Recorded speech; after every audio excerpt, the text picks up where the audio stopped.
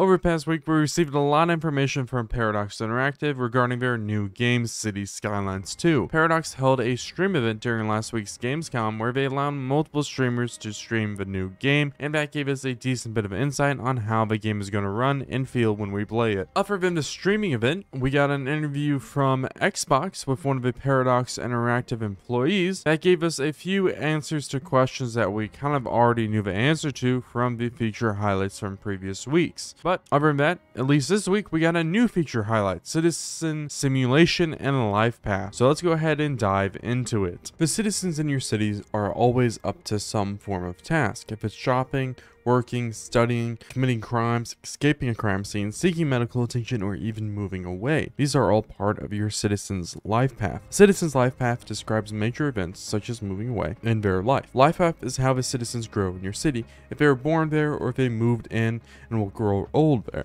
It's their life path. We can also view a citizen's life path if we follow a citizen, and it will appear in a life path journal, which will log all their major life events. It also shows where they're living, their happiness, their occupation, and even their chipper feed. Yep, that's right. Chipper is also making a comeback in the new game, and it's somewhat revamped. Now with each chipper post, it comes with a like button. So you'll be able to see what your citizens believe are more important, or if the general opinion of your citizens are. And those wants from your citizens will make them happy. The happiness of your citizens is the big part of the game. If your citizens aren't happy, they'll simply move on from your city.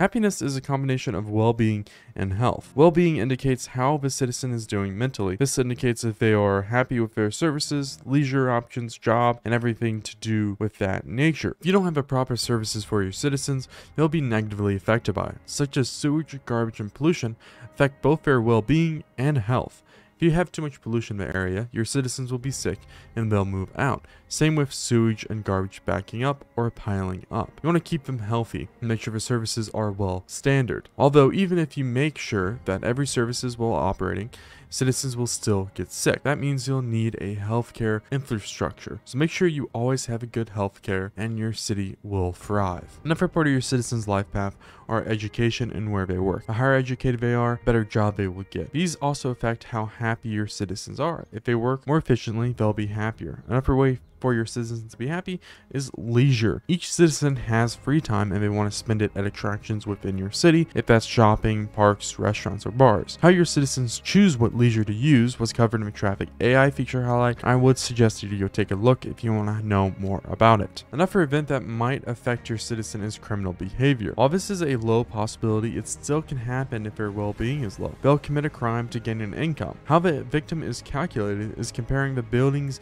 in your city and their probability of crime. Then it's just a random pick of the highest crime probability building. Obviously, the criminal will try and flee and might escape, but if caught, will be arrested and taken to jail. Okay, so let's try and end it off on a happy note, shall we? Well, we're also getting an amazing addition to citizens in the new game, pets. While they do absolutely nothing, it's still an amazing addition, because who doesn't want to see a dog or a cat? I definitely don't mind seeing my citizens taking their pets on a walk around the city park. Well, that's all we have for this week. Next week, we'll have sound and music to cover. We'll have to wait and see what they have to say about that. But until then, I'll be releasing some videos this week, both updates on games and playthroughs. So stick around for those, and thank you all for watching. It really means a lot to me. See you guys next week.